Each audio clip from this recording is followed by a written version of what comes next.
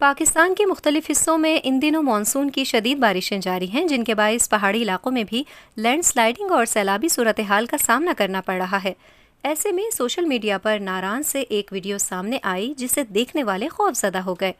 Video में आगे बढ़ने से पहले हमारे यूट्यूब चैनल को सब्सक्राइब और फेसबुक पेज को फॉलो कर लें ताकि आपको हर आने वाली वीडियो फौरी मिल सके। वायरल वीडियो में देखा जा सकता है कि नारान में पानी के किनारे बैठे सैयाह मौसम से लुत्फानंदोज होते हुए पिकनिक मना रहे हैं, लेकिन इसी दौरान अचानक तबाही मचाता एक सैलाबी रेला आया जिसने सैयाहों की दौड़ें लगवा दी।